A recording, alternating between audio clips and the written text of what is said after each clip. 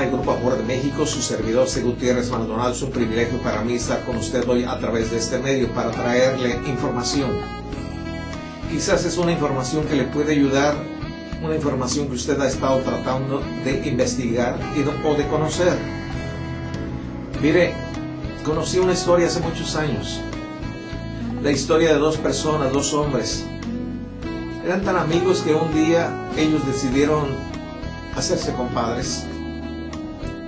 Y en las pláticas que tenían constantemente salía a relucir qué habría más allá después de esta vida. Y ellos tenían este interrogante y decidieron hacer un pacto, un trato. Compadre, ¿qué te parece si hacemos un pacto? El primero que muera venga y le diga al otro ¿qué hay después de esta vida? Yo puedo entender, y creo que tú también debes de entender, compadre, que si no regresa el que muera primero, pues no existe nada más que esto, lo que estamos viviendo. Hicieron un pacto ellos. Murió uno de ellos y no regresó a avisarle que había más allá. Y el compadre vivo consideró que en realidad no existía nada después de esta vida. Creo que una gran cantidad de personas hoy en nuestros días tienen este mismo pensamiento y no se preparan para ello. ¿Para qué? Para la vida después de esta vida. Porque la hay. Miren, creo que no es necesario hacer pactos con nadie para entender, para conocer, para saber qué existe después de esta vida. Basta que vengamos a la Escritura, basta que vengamos a la Biblia, a la palabra de Dios. Dios nos revela precisamente con mucha claridad, sin temor a que nosotros conozcamos alguna mentira. Está en la Biblia y nos revela claramente la Escritura lo que existe después de esta vida. Mira, el Señor Jesucristo en una ocasión Él estuvo platicando a sus amigos, Él estuvo platicando a sus discípulos, a los oyentes, precisamente de lo que existe más allá, lo que sucede después de morir. Y Él platicó, y nosotros podemos encontrar hoy en nuestros días precisamente esta enseñanza aquí en el Evangelio de Lucas capítulo 16. Algunas personas creen que esto es una parábola, pero no es una parábola. ¿Por qué no es una parábola? Porque describe claramente la vivencia de dos personas que experimentaron o lo que experimentaron después de la muerte. El Señor Jesucristo conoce el principio y conoce el fin. Él sabe exactamente lo que hay más allá. Él es Dios, es el Señor. Y vino a mostrarnos y vino a enseñarnos todas las cosas que están ocultas a los ojos de los hombres de una manera natural, pero Él nos las revela por medio de su palabra, de la Escritura. Él empezó a platicar precisamente de un hombre rico que cada día hacía banquetes con esplendidez. No era una persona agarrada. Cada día, banquetes con esplendidez. Era un hombre, ¿verdad?, que se vestía de una manera bien, de púrpura. Pero además, el Señor Jesucristo platicó de otro hombre, todo lo contrario en el aspecto de su economía. Este hombre era pobre. Este hombre estaba lleno de llagas. Este hombre, nos dice la Escritura, que ansiaba saciarse de las migajas o de las sobras que usted y yo conocemos, ¿verdad? Sobras, lo que sobra de la comida. Puedo imaginarme que después de cada fiesta que este hombre tenía, los sirvientes salían con los recipientes llenos de migajas, de lo que había quedado, un huesito, una pierna, una pechuga de gallina, de pollo, no sé, ¿verdad? Los pedazos de pastel, porque era en abundancia. Nos dice la Escritura que era espléndido este hombre. Entonces quizás mordiciaban una pieza de pan, un pedazo de pan o de pastel, o quizás una pieza de pollo, y la botaban, ¿verdad? Y todos los días este hombre pobre venía y buscaba a ver qué encontraba allí de las migajas. Y ahí se alimentaba este hombre. Y además su vida, la vida de este hombre pobre realmente era miserable. ¿Por qué? Porque hasta los perros venían y le lamían las llagas. Posiblemente ni siquiera podía espantárselos, correrlos, por su debilidad, por su enfermedad. Este hombre se llamaba Lázaro. El rico no nos describe el nombre del Señor Jesucristo, posiblemente porque no aporta ninguna información extra. Pero la palabra Lázaro, el nombre Lázaro, aporta una gran información, cómo era el corazón de este hombre. Y nos dice la Escritura, ¿verdad?, que entonces un determinado día murió este pobre, el mendigo llamado Lázaro, y vinieron los ángeles y lo llevaron a un determinado lugar llamado Seno de Abraham. Era un lugar de tranquilidad, un lugar hermoso, donde ya no había dolor, donde ya no había hambre, un lugar donde iban los justos, mientras el Señor Jesucristo moría por los pecados del mundo y poderlos llevar al cielo. Después murió el rico. Y nos describe de una manera así la Biblia, ¿verdad?, que fue sepultado. Y nos habla como que no hubo realmente lo que le sucedió al hombre pobre, que vinieron los ángeles por él.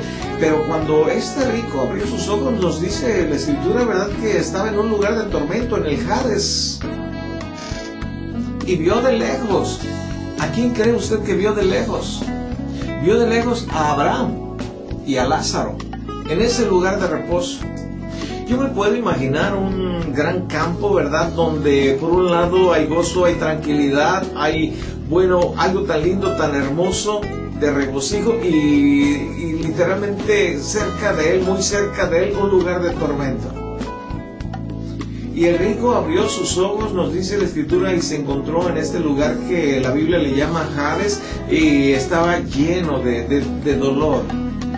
Voy a leerle aquí la Escritura, el versículo 24. Entonces él, dando voces, dijo: Padre Abraham, ten misericordia de mí y envía a Lázaro para que moje la punta de su dedo en agua y refresque mi lengua, porque estoy atormentado en esta llama. Vea usted el dolor que estaba infringiéndosele a este hombre, la llama, el tormento en ese lugar llamado Hades. Mientras que Lázaro y Abraham, ¿quién era Abraham? Abraham era el patriarca del pueblo de Israel. Fue aquel hombre que Dios llamó de Mesopotamia para que viniera a una tierra desconocida para él, donde Dios le iba a ser padre de una nación grande, esplendorosa, llamada Israel. Ahí se encontraba este hombre. Quizás el rico le conocía por medio de los escritos que ya había en ese tiempo, por las pláticas de alguien, ¿verdad?, de quién era el patriarca del pueblo de Israel. Y ahí en ese lugar se encontraba pues este hombre pobre llamado Lázaro, y que el nombre de Lázaro significa en Dios confío. Muchas veces podemos nosotros dejarnos guiar por la finta. Bueno, este hombre quizás estaba en ese lugar de reposo y alegría porque era pobre, y el otro estaba en un lugar de tormento porque era rico. No es por eso. Ninguno está en un lugar de tormento por ser rico o pobre, ninguno está en un lugar de gozo o de regocijo por lo mismo. ¿Por qué? Porque la Biblia nos dice que no es por obras. Pero ahí se encontraban esos hombres. Sí, lógico, habría muchos más. Un lugar de tormento, ¿sí? Mire, quiero decirle que este hombre, tanto uno como el otro, en realidad ellos podían sentir. Y no solamente podían sentir, podían ver, podían oír, podían hablar, podían razonar, podían ellos tocar. No es algo nebuloso.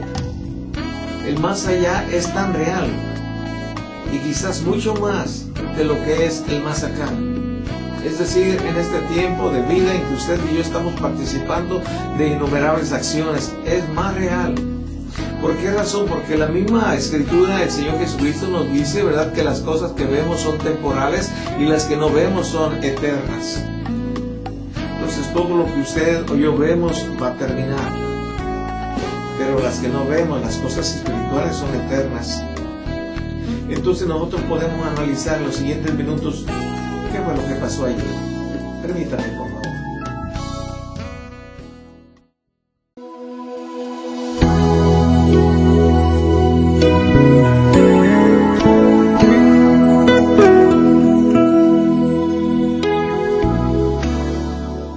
Regresamos. Qué bueno que estamos aquí una vez más.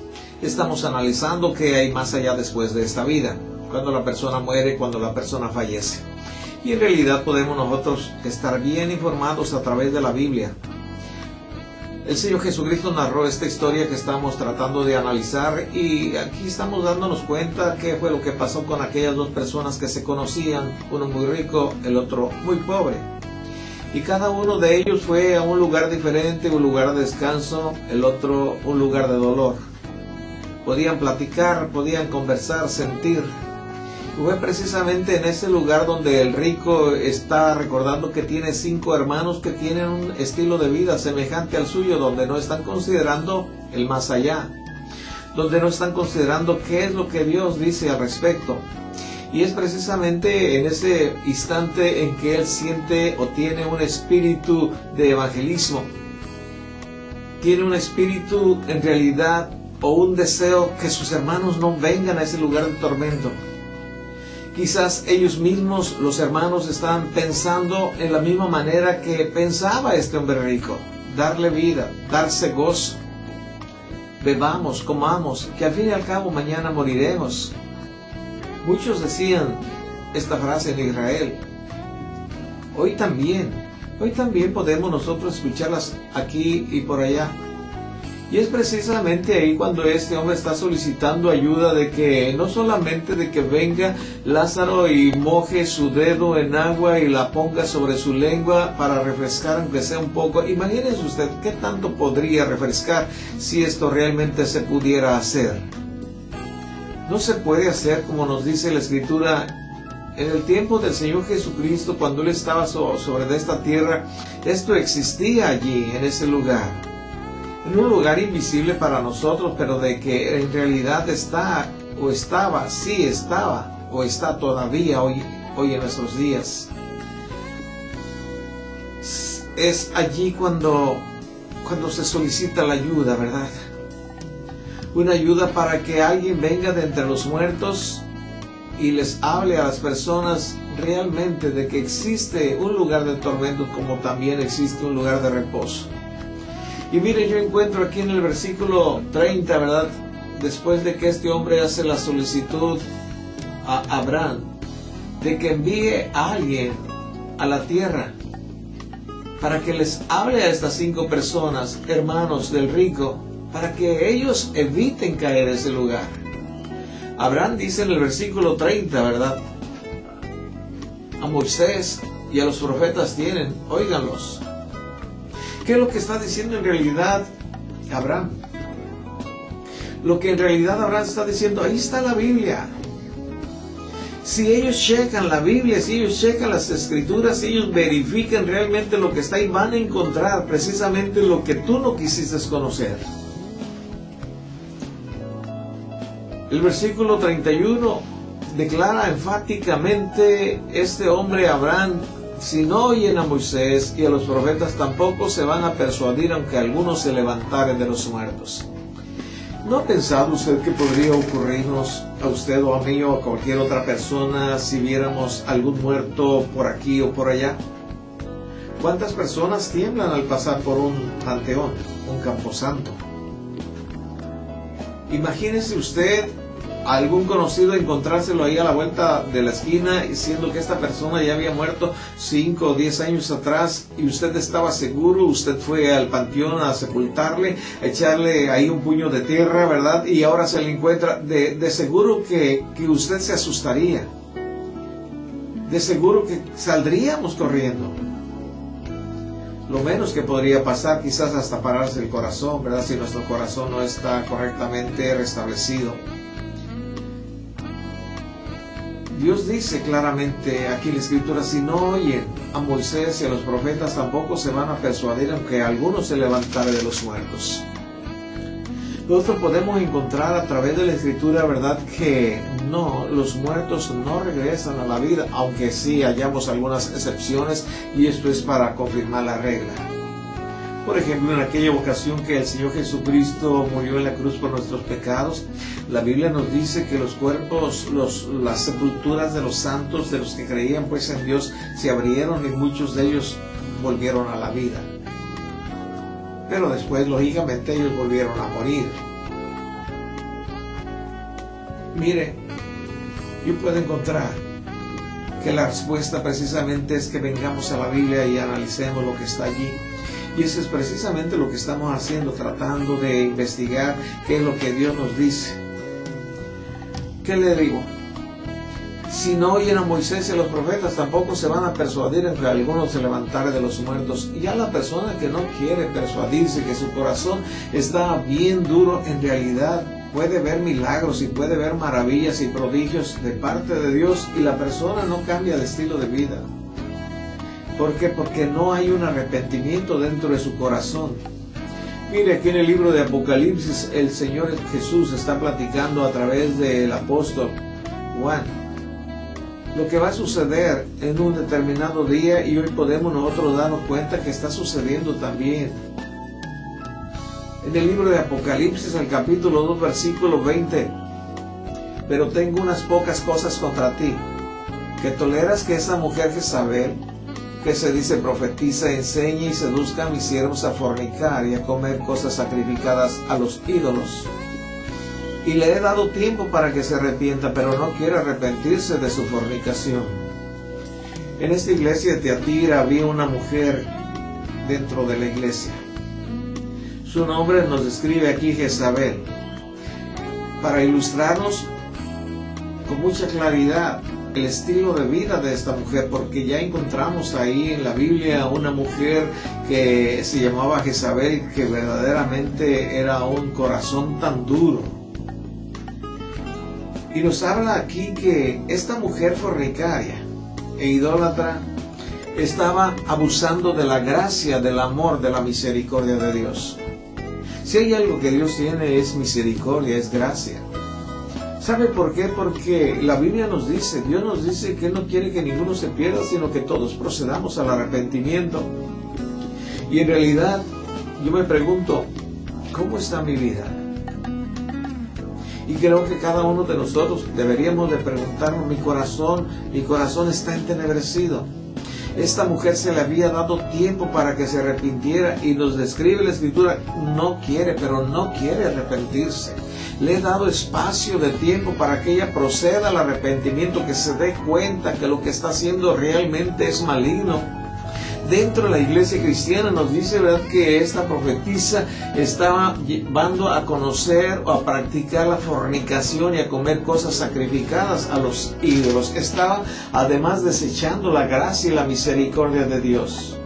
Muchas veces pensamos, ¿verdad?, porque el juicio no se lleva a cabo inmediatamente después de que hemos cometido una fechoría, después de que hemos pecado, ¿verdad? Pensamos que a Dios se le ha olvidado, que se le ha brincado y que nunca va a ocurrir eso. No, lo que sucede es que Dios nos está dando tiempo, oportunidad para que nos arrepintamos. Hay una gran cantidad de ejemplos en la Biblia.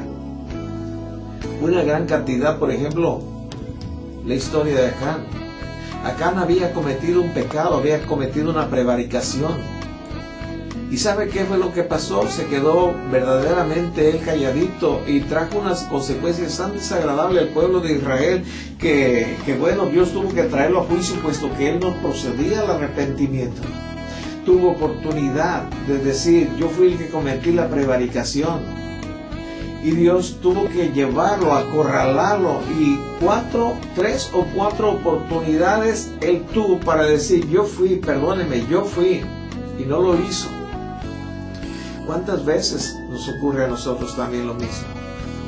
El Espíritu Santo viene y nos está redarguyendo de nuestra falta, de nuestra equivocación, de nuestro pecado, y nosotros cerramos nuestro corazón y no reaccionamos como deberíamos de reaccionar. Permítame un tiempo, por favor.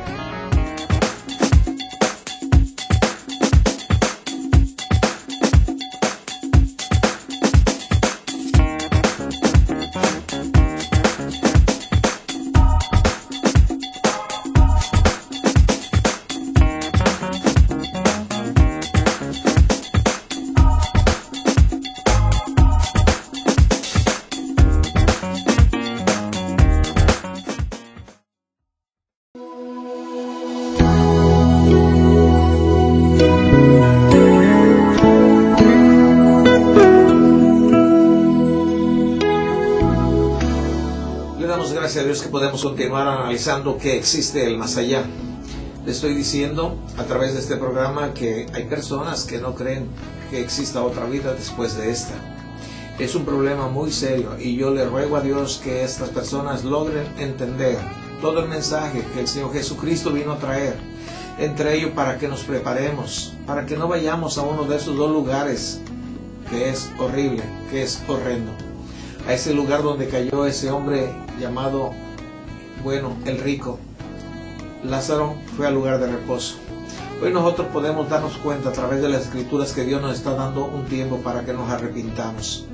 Porque si nos arrepentimos de nuestros pecados y reconocemos a Jesucristo como el Señor que murió en la cruz por nuestros pecados, vamos a ser perdonados y podemos tener una relación correcta con Dios. No hay obra que usted o yo podamos hacer para reconciliarnos con Él. Es lo que hizo el Señor Jesucristo. Y nos está dando la oportunidad cada día para que nos reconciliemos con Él. Desgraciadamente la Biblia nos dice, ¿verdad?, que habrá mucha gente que no querrá reconciliarse.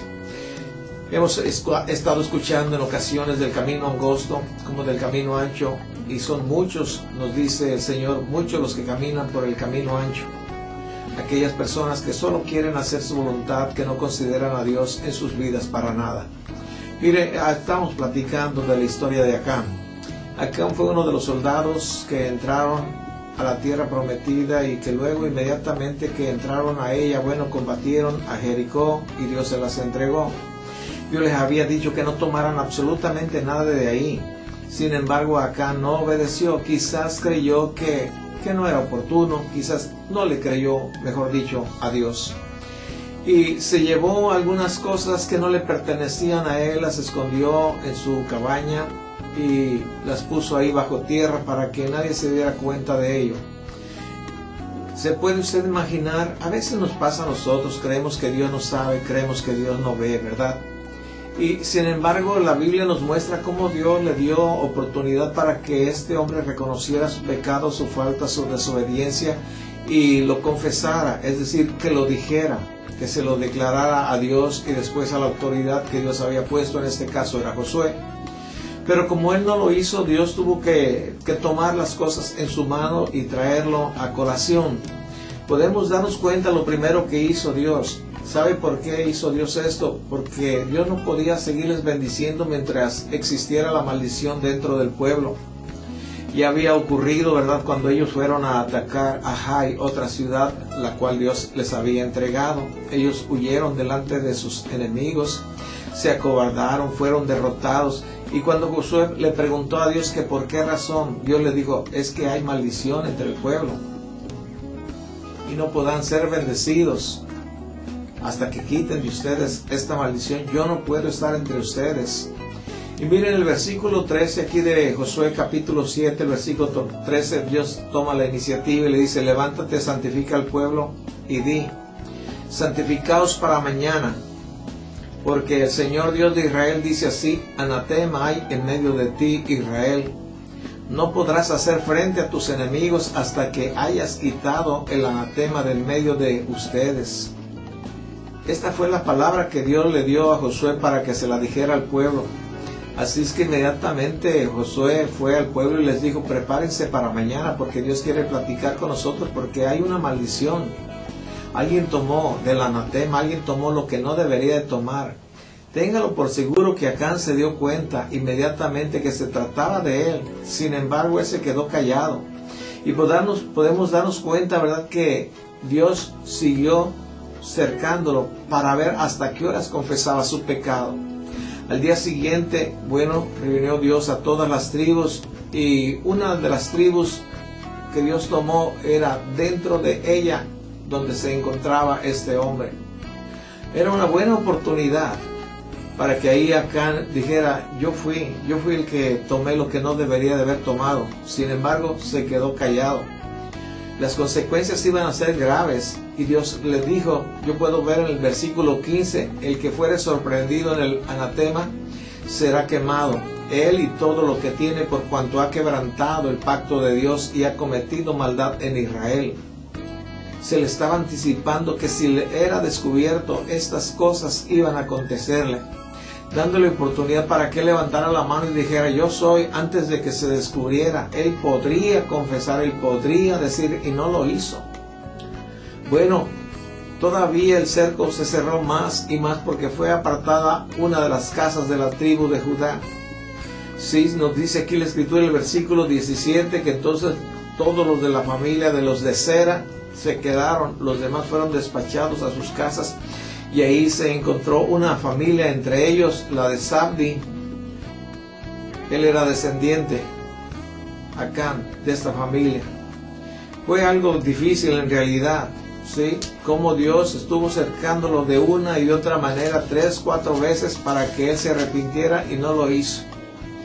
Y puede encontrar el versículo 18, hizo acercar su casa por los varones y fue tomado Acán, hijo de Carmi, hijo de Zabdi, hijo de Zera, de la tribu de Judá. 4 oportunidades tuvo para que se arrepintiera de su pecado, no lo hizo. Cosa seria, cosa grave. Y lo último que seguía fue precisamente que se aplicara la ley, que se aplicara el castigo que Dios había determinado, solo porque su corazón estaba endurecido y no confesó su pecado. La Escritura nos dice que Dios no quiere que ninguno se pierda, sino que todos procedamos al arrepentimiento. Y eso es lo que estaba buscando en Acán, y eso es lo que está buscando en cada uno de nosotros. Hoy, si usted se está dando cuenta, ¿verdad?, de que hay pecado en su corazón, en su vida, Dios dice que se lo confesemos. Dios dice que Él nos lo va a perdonar. Y en realidad esto es cierto y nos va a ayudar para que podamos hacerle frente a nuestros enemigos, para que Él pueda estar con nosotros y nosotros reinar con Él, porque de otra manera Dios no se asocia con todas las personas o con aquellas personas que no vienen a Él y confiesan su pecado. Él sabe que somos pecadores. Por eso Dios envió a su único Hijo, a Jesucristo, a morir en la cruz por nuestros pecados. Él sabe, Él está enterado. Él pagó ya el precio de ello. Los dolores que nosotros debemos de sufrir en ese lugar de tormento, ya los pagó el Señor Jesucristo. ¿Para qué pagar una segunda vez? Basta que nos arrepintamos de nuestros pecados y le pidamos a Dios el perdón de ellos, y Dios en su gracia y en su amor nos va a perdonar. Pero tenemos que hacerlo hoy. ¿Por qué? Porque mañana no sabemos si estemos todavía con vida. Es una buena oportunidad. Yo quiero comentarle hoy en este día, antes de terminar, esta gracia y esta misericordia de Dios. Hace muchos años, por los años 70, hubo un terremoto fuerte en esta área. Nosotros, mis compañeros y yo, tuvimos que salir de la empresa donde trabajamos apresuradamente. Llegamos a colocarnos a media calle donde había una gran cantidad de personas que habían logrado escapar de sus casas. Algunas de ellas se habían derrumbado, caído, bardas, en fin, fue algo horrible. Pero lo que nunca se me ha olvidado es el comentario que hizo una persona, una mujer a otra mujer mientras estábamos allí. Lo que dijo esta mujer es esto: yo le he pedido a Dios que me dé siempre una última oportunidad para arrepentirme y pedirle perdón por mis pecados. Yo me quedé meditando y hoy todavía sigo meditando la expresión de esta mujer, que ella estaba pidiéndole a Dios que le diera un minuto antes de morir para que se arrepintiera de sus pecados. Y yo medité y dije, no nos da Dios un minuto, nos da horas, nos da días, nos da meses. Yo me arrepentí a los 33 años. A los 33 años le pedí perdón a Dios por mis pecados y le dije, Dios, perdóname. Y téngalo por seguro, Dios me perdonó, Dios ha cambiado mi vida, me ha ayudado a dejar muchas cosas que no le agradan a Él. Él sigue trabajando en mí y quiere hacerlo con usted. Venga a Jesús, Él le ama, Él quiere ayudarle. Vamos a considerar un tiempo para la publicidad.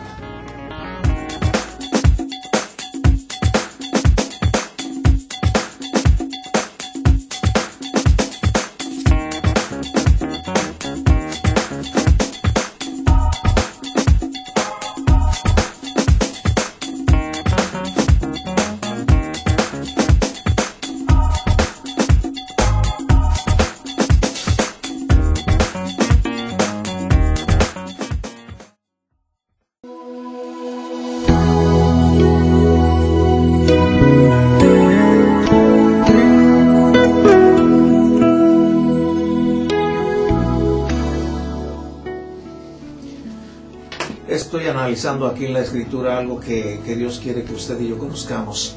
Dios, en su gracia y en ese amor que le estoy hablando, nos da oportunidad para que nosotros reconozcamos nuestras fallas.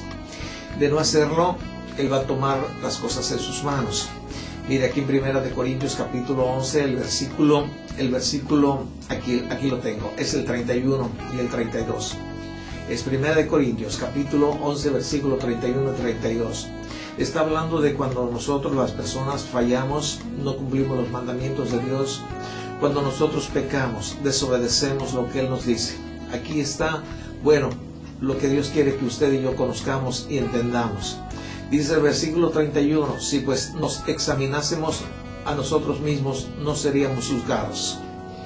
Mas siendo juzgados, somos castigados por el Señor para que no seamos condenados con el mundo. Aquí el Señor nos dice con muy pocas palabras realmente lo que a veces nosotros le decimos como padres a nuestros hijos. Hijo, ¿te compones o te compongo? Esto es lo que dice aquí el Señor. Que si nosotros nos examinamos a nosotros mismos, vamos a evitar que el Señor nos examine. En otras palabras, si nosotros reconocemos que hemos hecho mal y corregimos el camino, el sendero, si nosotros nos tornamos a mejorar el estilo de vida, Dios nos dice que entonces vamos a evitar que Él venga y tome el asunto en sus manos. Y yo sé que realmente caer en las manos del Señor, eso es bastante serio en realidad. Por lo tanto, Él nos anima a que nos examinemos, a que analicemos si estamos en la correcta relación con Él o si hemos fallado en esto o en aquello, y una vez que estamos enterados y su Espíritu Santo nos va a ayudar para conocer la verdad, entonces corrijamos lo que tengamos que corregir.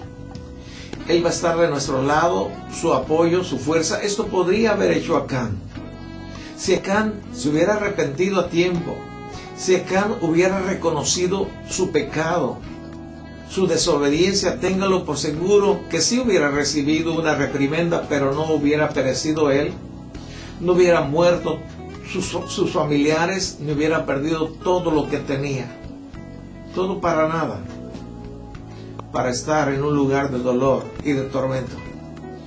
Dios podría y quería ayudarle. Por esa razón, Él se tomó el tiempo suficiente primeramente para avisar a Josué y Josué al pueblo, y después reunir a las 12 tribus y separar 11 y dejar una sola, y después de esa sola escoger a determinadas familias. Y una vez que había escogido a las familias que estaban incluidas dentro de esa generación, entonces empezó a separar a los demás hasta que quedó una sola familia. Y todavía Él podía haber dicho, yo fui. No lo hizo. Si pues nos examinamos a nosotros mismos, no seríamos juzgados. Mas siendo juzgados, somos castigados por el Señor para que no seamos condenados con el mundo. Eso es lo que Dios quiere, que nosotros vivamos una vida que le agrade a Él. Dios nos da a escoger. Esto es lo que dice la Escritura. Mire, habrá un tiempo muy difícil sobre la tierra. Un día al Señor Jesucristo, los discípulos le preguntaron señales de su venida, señales del fin del siglo, cuando el templo de Salomón sería destruido. Y entre las muchas cosas e información que Él les dio, yo puedo encontrar aquí en Mateo capítulo 24, versículo 21, algo que realmente estamos a punto de experimentar, de vivir. Él dice que habrá una gran dificultad sobre la tierra, verdaderamente como nunca jamás ha existido. Porque habrá entonces gran tribulación, cual no ha habido desde el principio del mundo hasta ahora, ni lo habrá. Si aquellos días no fueran acortados, nadie sería salvo, mas por causa de los escogidos, aquellos días serán acortados. Nunca jamás va a existir, ni ha existido un tiempo tan difícil como lo que va a ocurrir durante esos días. La Biblia le llama días de tribulación. Y en el libro de de Apocalipsis describe parte de los eventos que van a acontecer y que están ya marcados aquí. Le voy a leer aquí en el libro de Apocalipsis, el capítulo es el 9, versículo 20, con respecto de los acontecimientos que ocurrirán durante esos días. Fíjese bien, habla de unas plagas tremendas que vendrán, versículo 18. Pero el versículo 20 nos dice: y los otros hombres que no fueron muertos con estas plagas, ni aún se arrepintieron de las obras de sus manos, ni dejaron de adorar a los demonios y a las imágenes de oro, de plata, de bronce, de piedra y de madera, las cuales no pueden ver, ni oír, ni andar. Y no se arrepintieron de sus homicidios, ni de sus hechicerías, ni de su fornicación, ni de sus hurtos. Vea usted, la sociedad en un gran conflicto, un gran problema, tribulación tras tribulación, plagas horribles, horrendas, una gran cantidad de personas fallecidas a causa de eso. Pero lo que nos está diciendo aquí la Escritura es que aquellas personas que no fallecieron, aún con todo este tipo de problemas, tienen su corazón tan duro que no se van a arrepentir de qué, de sus pecados, no se van a arrepentir de su mal proceder, no van a reconocer a Dios o al Señor Jesucristo como su Señor y su Salvador, que les puede perdonar y que les puede limpiar de toda maldad. No querrán hacerlo. El versículo 21, y no se arrepintieron de sus homicidios. El corazón estará muy duro, muy cerrado, totalmente endurecido a causa de la maldad que se ha estado viviendo y experimentando. Por eso el Señor Jesucristo dijo: muchos son los llamados y pocos los escogidos. Él quiere que todos vengamos a sus brazos. Él nos va a perdonar, nos va a ayudar y nos va a llevar a lugares nunca imaginables. Lugares preciosos, bellos y hermosos, y la Escritura nos describe parte de ello. Ahí es donde el Señor quiere que nosotros vayamos y pasemos toda la eternidad. Hay algo más después de esta vida. Pero una vez que la persona fallece, se acaba toda oportunidad de querer corregir, de querer enderezar los pasos. Ya no se puede. Ese límite, sí. Ahora, quizás alguien pueda preguntar: ¿y nuestros familiares pueden hacer algo a favor de nosotros? No y no. Con toda sinceridad le digo que no, y eso le duele a Dios en su corazón. Que habiendo enviado a su único Hijo, a Jesús, a morir en la cruz, la gente lo desprecie. Vea usted lo que sufrió el Señor Jesucristo en los siguientes segundos. Fue parte. Y ninguna película, ninguna obra de teatro, ninguna acción que nosotros hagamos para simular lo que Él sufrió puede ser comparable. Solamente es una ligera idea cómo el dolor del pecado cayó sobre de Él. El que no cometió pecado, por nosotros Dios lo hizo pecado. Es decir, recibió el pecado de la humanidad y la pagó allí en la cruz. Véalo usted.